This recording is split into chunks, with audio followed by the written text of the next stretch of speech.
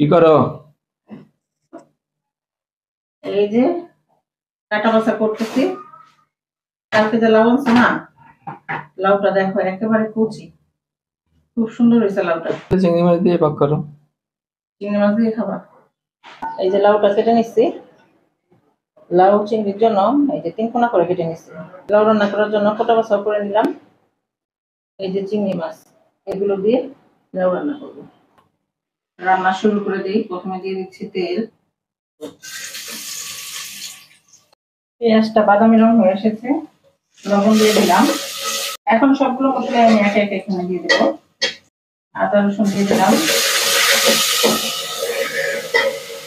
একটু পানি অ্যাড করে দিচ্ছি।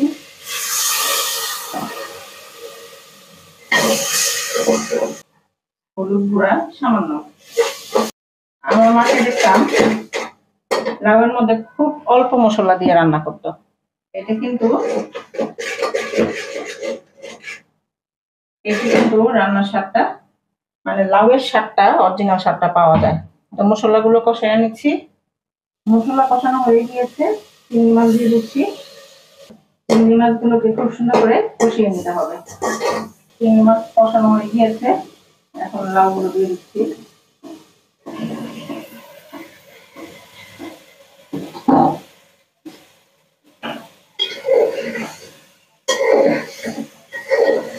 লাউগুলো সুন্দরভাবে কষানো হয়ে গিয়েছে, এখন আমি অল্প পরিমাণ পানি অ্যাড করে দিচ্ছি লাউটা সিদ্ধ হওয়ার জন্য। লাউটা এখন 12 মাস পাওয়া যায়, তারপরে শীতকালের লাউ কিন্তু সিদ্ধ হতে অত বেশি পানির প্রয়োজন হয় না। ভালোভাবে জাল পেলে খুব সহজেই লাউ সিদ্ধ হয়ে যায়। ঢাকা দিয়ে ঢেকে দিচ্ছি। লাউয়ের পানি কিন্তু অনেকটা টেনে গিয়েছে, লাউ কিন্তু সিদ্ধ হয়ে গিয়েছে। এখন লাউটাকে বাগার দিতে হবে। লাউ বাগার দিব, এখানে রসুন কুচি দিয়ে দিচ্ছি, দিয়ে দিলাম।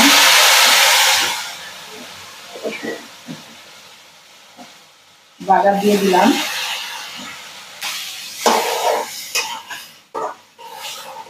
একেবারে সুন্দর গলে গেছে দেখেন।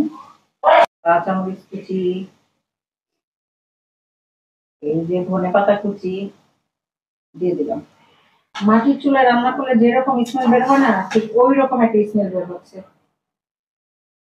অনেকে কিন্তু এখানে আবার জিরা, মানে ভাজা জিরা যে তেলে গুঁড়া করে না, ওই রকম একটা মশলা অ্যাড করে। তো আমি এখানে এখনো মশলা অ্যাড করলাম না। মশলা অ্যাড করলে অরিজিনাল যে লাউয়ের একটা ঘ্রাণ আছে, সেই ঘ্রাণটা নষ্ট হয়ে যাবে। এই তো দেখতেই পাচ্ছেন, লাউ চিংড়ি কমপ্লিট।